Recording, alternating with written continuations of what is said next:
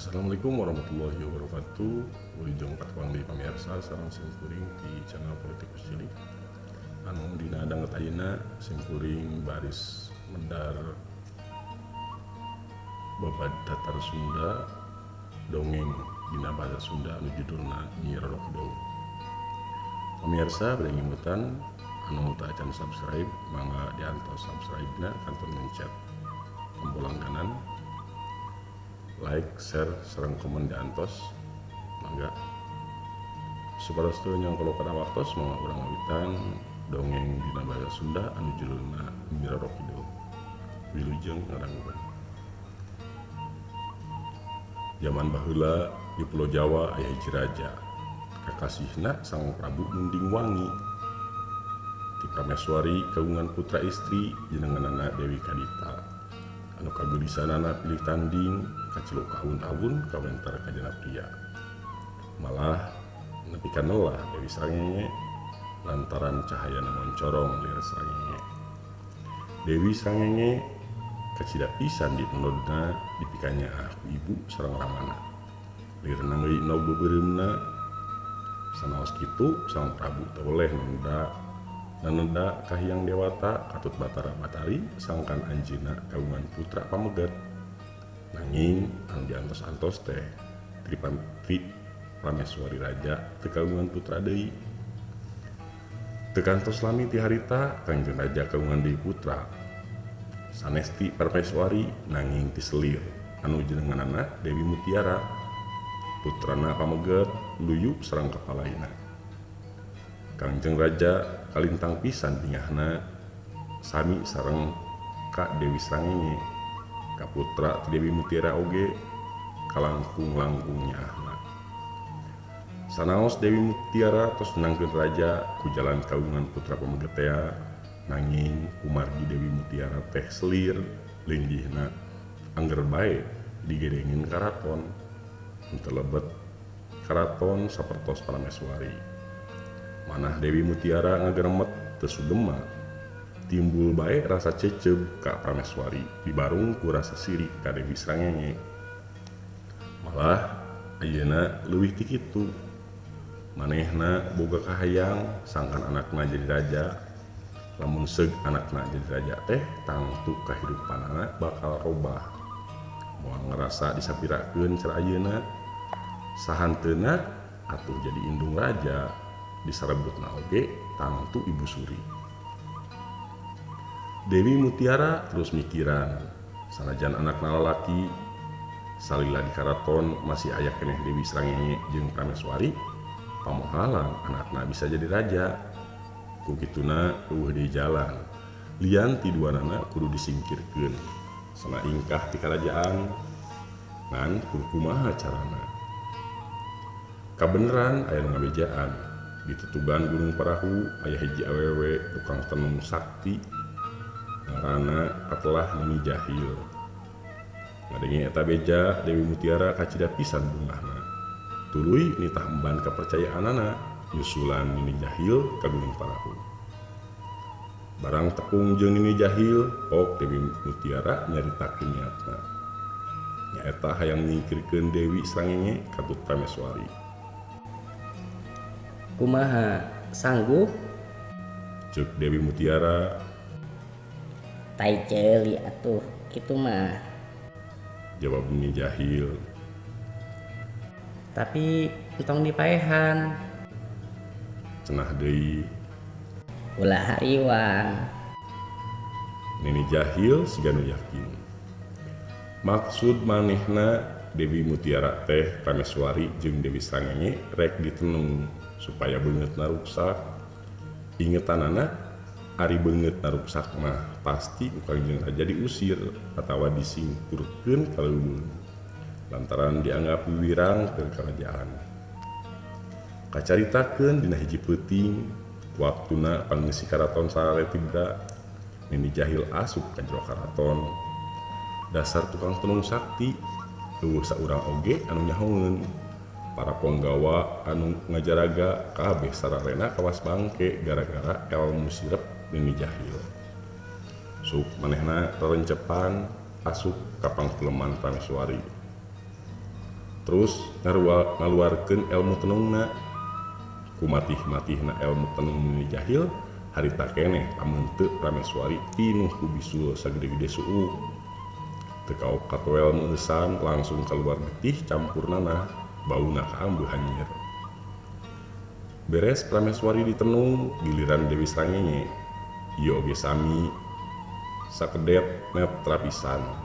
Lamun teu anu sakitu geulisna robah jadi goreng patut, pinuh ku koreng, borok jeung bisul. Sarua deui, teu kaok katoel saeutik bijil nanah campur getih, bauna semu hangruk. Nini Jahil kaluar ti karaton, tuluy nyampeurkeun ka Dewi Mutiara. Nini Jahil nyaritakeun pagaweanana, geus meunang Prameswari jeung anakna. Moal teu buruk gerak rah beungeutna. Ceuk Nini Jahil bari seuring nyikik. Dewi Mutiara kacida pisan bungahna, sanggeus narima buruhan Nini Jahil buru-buru balik. Teu kungsi lila ti harita, Dewi Srangenge gugah margi ngambeu babauan. Anjeunna ungas ingus tetela asalna tina pameunteun anjeunna. Dewi Srangenge ngeunteung ari breh ningali pameunteuna.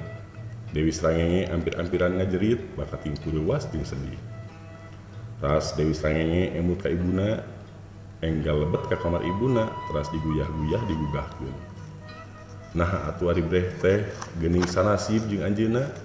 Pameunteuna sami-sami ruksak pinuh ku borok jeung bisul nanahan, sarta ngaluarkeun babauan teu pararugu.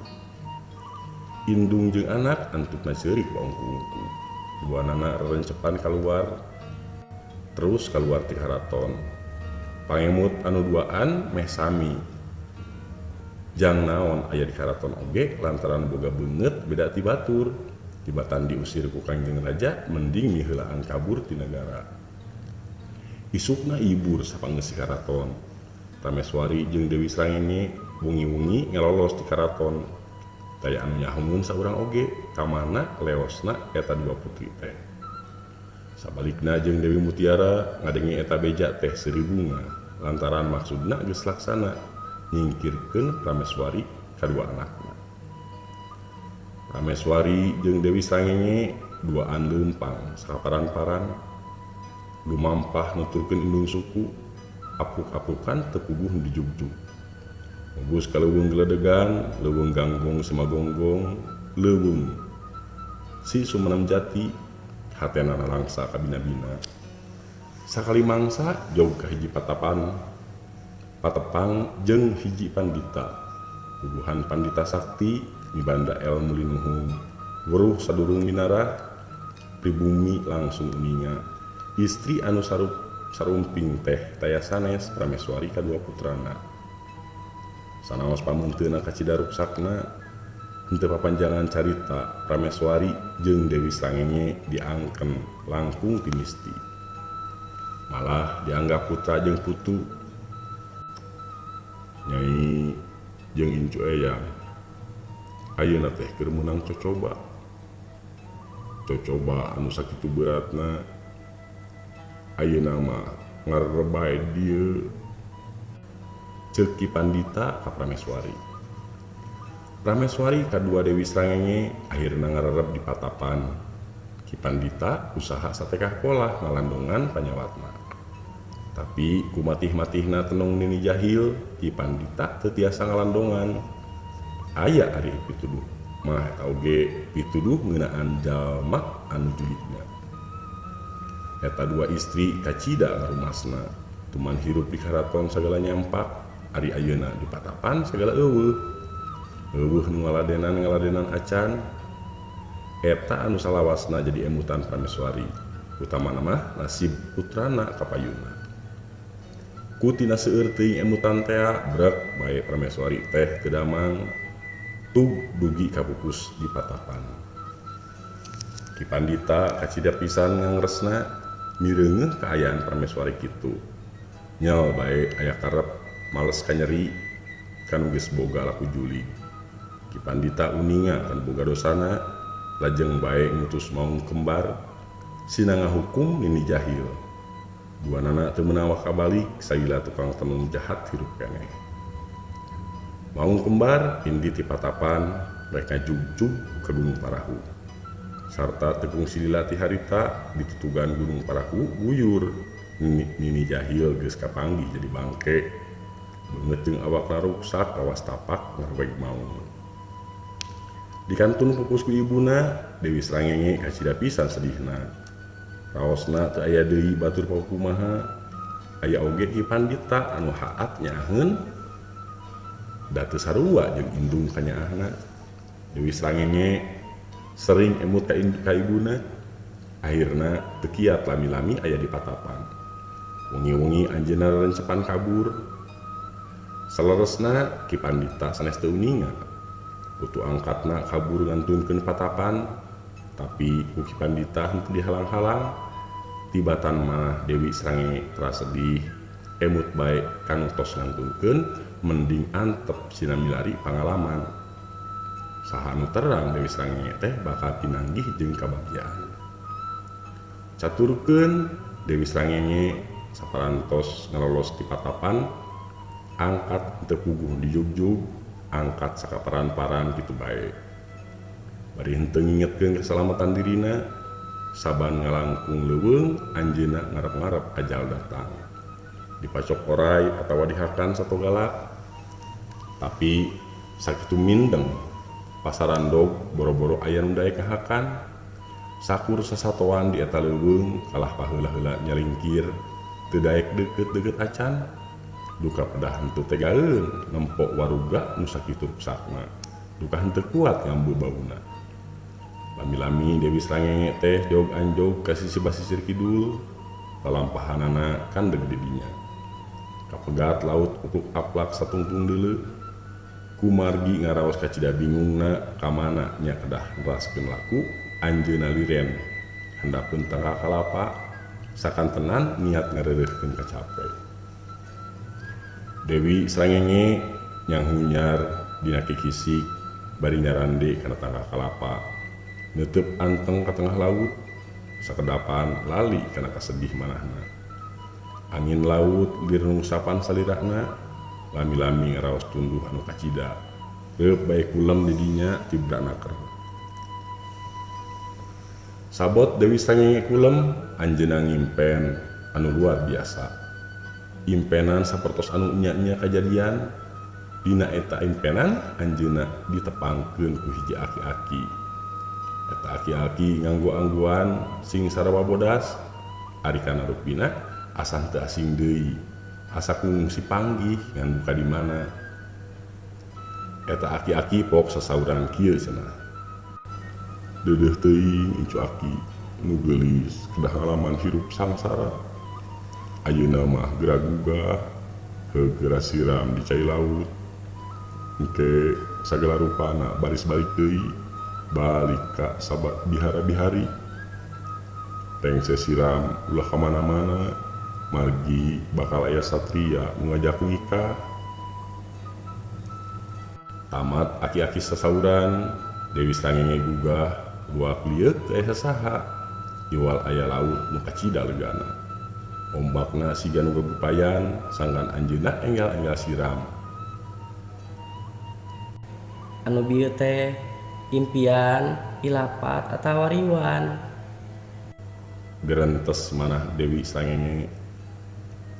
Tapi akhir nama Dewi Srangenge henteu seueur deui anu diemutan. Kutina parantos pasrah tea kana kadarna. Gebrus bae ka laut, ibak kokojayan.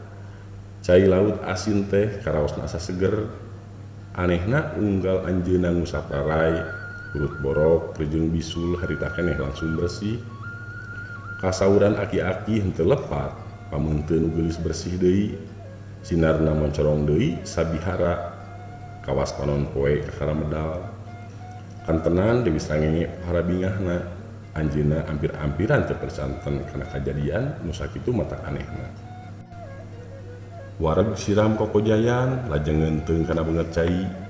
Katinggal raraina ngagenclang herang.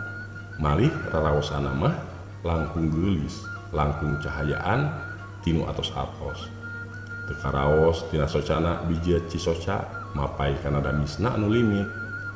Cisoca anu medal pinaka bunga taya hinggana. Nurut karena sauk kasauran aki-aki dina impenan, anjeunna henteu ka mana-mana deui, damel nangantos kasumpingan satria anu bade ngajak nikah teh. Dewi Srangenge percanten kana kasauranana, kumargi apan parantos aya buktosna. Pamenteuna anu sakitu rusakna, ayeuna balik deui sapertosa bihara-bihari. Ngan nah atuh nu diantos-antos teh henteu daek sumping bae. Anjeunna meh unggal dinten ngalange di sisi basisir bari neuteup ka tengah laut. Sangkan anjeunna moal henteu satria teh sumpingna di tengah laut.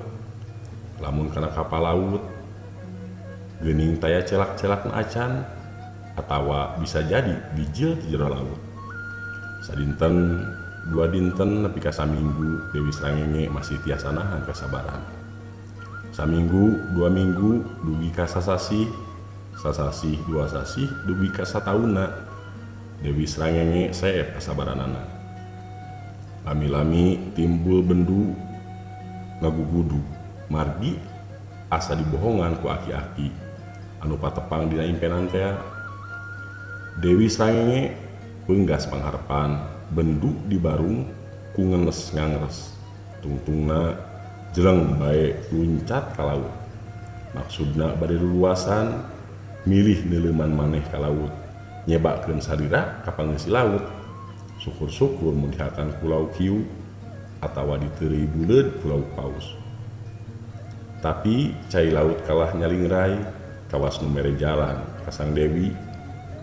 Kitu deui sakabeh pangeusina, rupa-rupa lauk nu gede nu leutik daratang ngabagyakeun. Tungtungna Dewi Srangenge teh diangkat jadi ratu di Sagara Kidul katelah Nyai Roro Kidul.